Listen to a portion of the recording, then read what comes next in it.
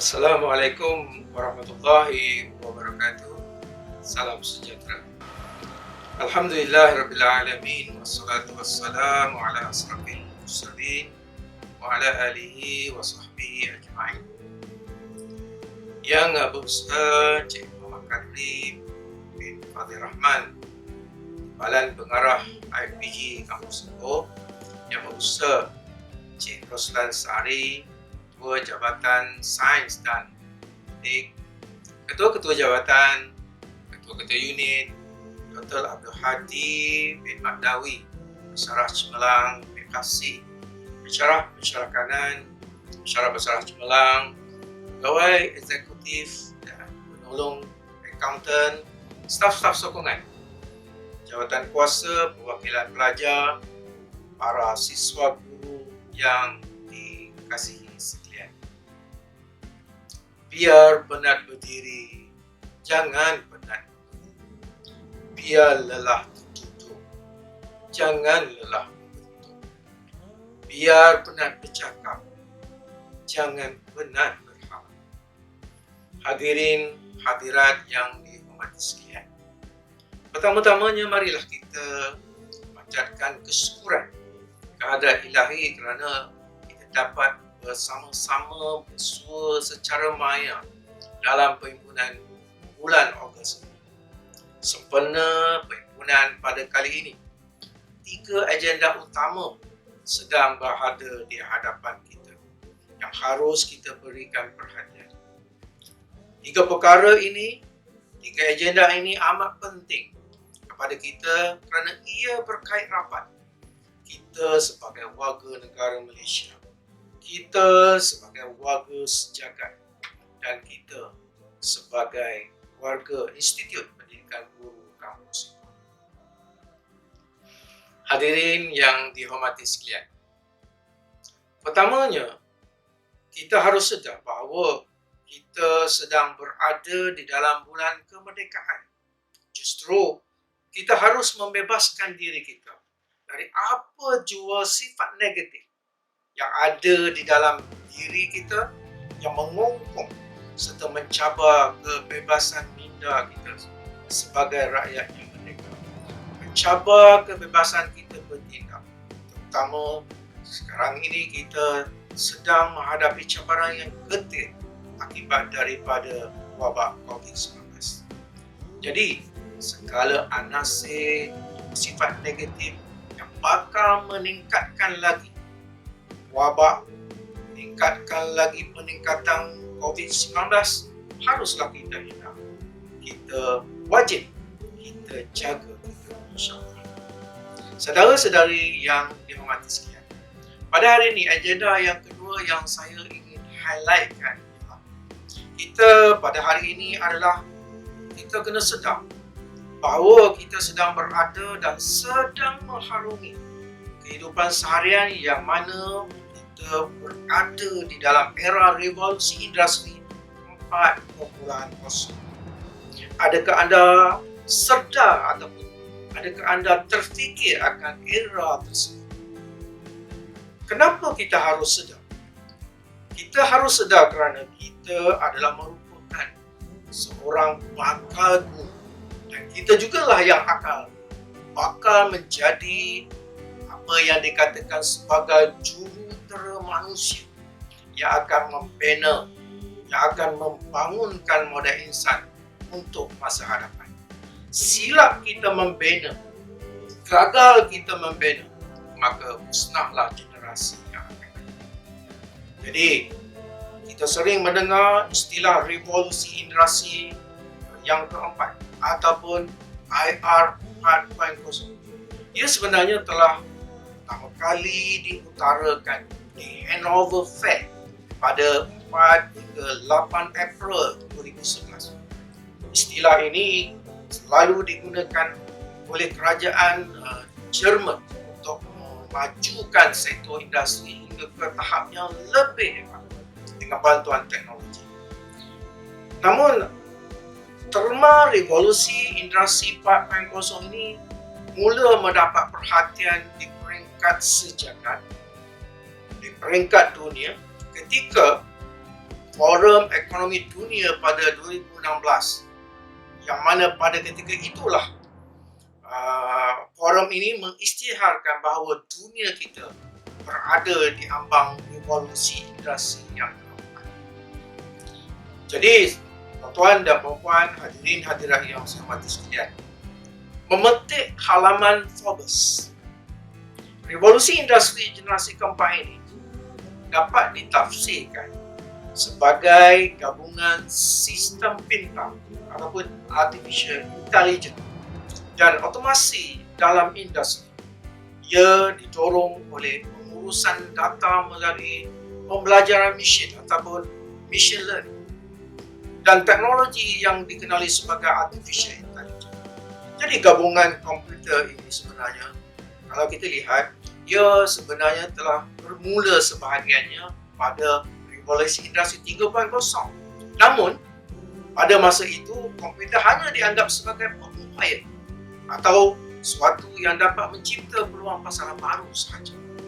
Namun kini, apabila revolusi industri 4.0 telah melihatkan bahawa komputer telah berhubung, komputer telah berkomunikasi antara satu sama lain, dan akhirnya dia telah berjaya membuat keputusan tanpa melibatkan manusia.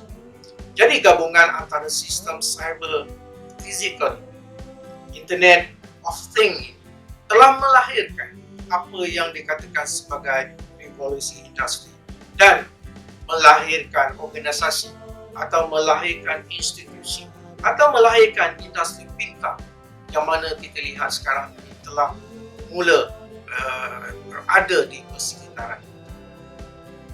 Jadi, tuan dan puan yang saya hormati sekalian, istilah revolusi industri ini telah bergema di sana sini. Orang ramai telah mula memperkatakan. Namun hingga kini, masih ramai lagi orang yang belum memahami bagaimana ia dapat disumbangkan untuk kemajuan dalam negara kita, terutamanya dalam bidang pendidikan. Perkembangan revolusi industri 4.0 ini sebenarnya memberikan kesan secara langsung kepada berbagai bidang. Kita di IPG yang bergelumang dengan bidang pendidikan tidak terkecuali, kerana kita ada merupakan penyedia tenaga kerja di masa hadapan. Jadi, penekanan terhadap sektor pendidikan merupakan satu keperluan agar tenaga kerja yang kita hasilkan melalui sistem pendidikan negara kita dapat memenuhi pasaran pekerjaan yang berteraskan revolusi industri 4.0. Tuan-tuan dan puan-puan, hadirin hadirat yang dihormati sekalian, pada ketika ini, kalau kita lihat cara penyampaian pengajaran kita yang melibatkan whiteboard, menyalin nota dan sesi kuliah atau kelas yang menggunakan pertemuan secara fizikal mungkin kurang berkesan, terutama dengan kewujudan teknologi baharu serta pengalaman kita dalam mengharungi pandemik COVID-19 yang mana kita telah mengadaptasi gaya hidup baharu. Sistem pendidikan negara kita perlu berubah ke arah pengajian yang dipandukan oleh teknologi digital yang lebih bersifat interaktif dan fleksibel. Oleh itu, kita sebagai warga pendidik terutamanya perlulah melengkapkan diri dengan pengetahuan berkaitan dengan teknologi maklumat serta komunikasi bagi membolehkan kita dan juga masyarakat, terutama para pelajar, mendepani cabaran revolusi 4.0. Warga pendidik, warga guru perlu memiliki kefahaman, perlu memiliki pengetahuan yang jelas apakah dia teknologi terkini, kerana ia dapat memantapkan sesi pengajaran pembelajaran kita yang kita laksanakan di dalam bilik darjah, yang dapat kita laksanakan di mana-mana juga dengan menggunakan teknologi yang membantu melaksanakan suatu perancangan, satu pelaksanaan yang telah disusun oleh pihak kerajaan, terutamanya di peringkat. Tuan-tuan dan puan-puan, dalam satu forum yang telah saya hadiri, saya telah ditanya oleh audiens, kenapa kita perlu berubah sistem pengajaran? Kenapa kita kena berubah daripada tidak lagi berorientasikan kepercayaan? Dulu okey aja, tak jadi masalah pun. Semua orang jadi manusia. Ya, betul. Semua kita tetap menjadi manusia. Namun persoalannya, manusia yang dididik itu adakah mampu menjadi generasi yang kalis masa hadapan, future proof? Adakah mereka mampu menghadapi cabaran-cabaran yang betul? Bukan. Inilah persoalan yang kita kena jawab. Jadi oleh demikian, kita perlu mewujudkan sistem pembelajaran yang fleksibel, interaktif. Seperti kita kena adakan smart classroom, perlu diperluaskan. Tidak kira di mana, tidak kira pada masa bila, agar proses pengajaran dan pembelajaran menjadi lebih menarik serta mampu merangsang minat pelajar, sekaligus dapat membantu meningkatkan prestasi akademik para pelajar. Pemanfaatan digital yang mempunyai aras seperti engagement, extension, enhancement perlu dihayati oleh para pelajar, oleh para pensyarah, dan perlu diperkasakan agar ia menjadi satu budaya baru dalam era industri 4.0. Sekarang jika saudara-saudari masuk ke bilik pengarah, aplikasi Internet of Things telah diaplikasi. Jika saya ingin buka lampu atau TV, arahan hanya diberikan seperti, "Hey Google, turn on lighting. Hey Google, turn on TV. Hello Alexa, play music. Hey Google, recite Al-Quran." Secara automatik, arahan akan dilaksanakan melalui ini. Bahkan, saya boleh arahkan Google untuk tutup lampu saya yang kalau saya berada di pejabat dan lampu tersebut sedang menyala di rumah secara auto. Inilah Internet of Things yang saudara sedari boleh explore. Dan ini adalah contoh-contoh. Bukan saja kita perlu dengar, bukan saja kita buat imajinasi, tetapi harus dicuba, harus dikembang lagi untuk meningkatkan pengalaman diri, meningkatkan pengalaman kita sebelum kita berhadapan dengan anak didik di sekolah yang mendambakan pengalaman-pengalaman baru, yang mendambakan ilmu-ilmu baru dari anda yang bergelar sebagai guru. Kerana ia akan digunakan dalam kehidupan seharian dan di dalam industri ketika mana mereka keluar daripada bangku sekolah. Kita tidak mahu seperti apa yang berlaku di Kanada, di mana kajian mendapati hampir 9 daripada 10 pekerja menyatakan sistem pendidikan di sekolah tidak relevan dan perlu dirombak untuk mempersiapkan para pelajar sebagai tenaga kerja moden. Dapatan kajian juga mendapati 4 daripada 5 pekerja menyatakan sekolah tidak menyediakan kemahiran-kemahiran pelajar yang diperlukan untuk mereka berjaya di tempat kerja. Jadi, ini menunjukkan bahawa sekolah, guru tidak lagi menjadi relevan kalau kita tidak upskill, kita tidak transform semua yang terlibat daripada persekitaran sedia ada kepada persekitaran yang bersifat teknologi. Oleh itu, sekolah-sekolah yang relevan adalah sekolah yang mampu mengasah lebih tajam kemahiran-kemahiran yang ada di dalam diri pelajar untuk menjadi bekal mereka sebelum mereka menginjak kaki ke dunia kehidupan sebenar mereka dalam era revolusi 4.0.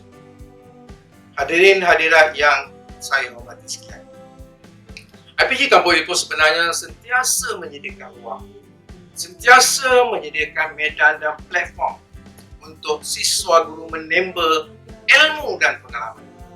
dengan adanya pertandingan Karnival Maya IR 4.0 sepanjang bulan September nanti, dan seminar pendidikan sains dan matematik peringkat kebangsaan secara maya pada bulan Oktober nanti, ia merupakan satu ruang, ia merupakan platform yang baik bagi anda mencuba, bagi anda mengeksplorasi, mendalami dan mengaplikasikan sistem-sistem yang berkaitan AI ataupun Artificial Intelligence ataupun kecerdasan buatan ini, dan mengaplikasikan Internet of Things di dalam kehidupan seharian, di dalam bilik kelas, di dalam mana tempat pun juga kita berada. Pengalaman-pengalaman seumpama inilah akan memperkembangkan lagi potensi anda dalam bidang pendidikan. Capai status quo anda demi melihat generasi yang akan kita didik menjadi generasi yang hebat sesuai dengan zaman.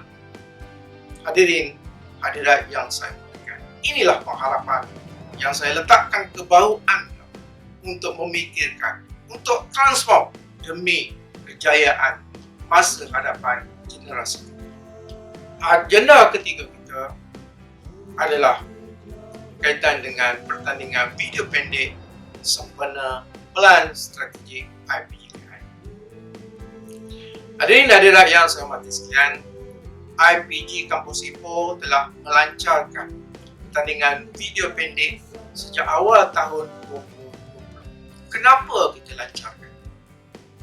Tidak lain tidak bukan, tujuannya adalah agar warga IPG, pelajarnya, stafnya, pensyarahnya merujuk, memahami, menghayati apa yang terkandung di dalam pelan strategik yang menjadi hala tuju kita sehingga tahun 2025. Kenapa kita perlu ada hala tuju?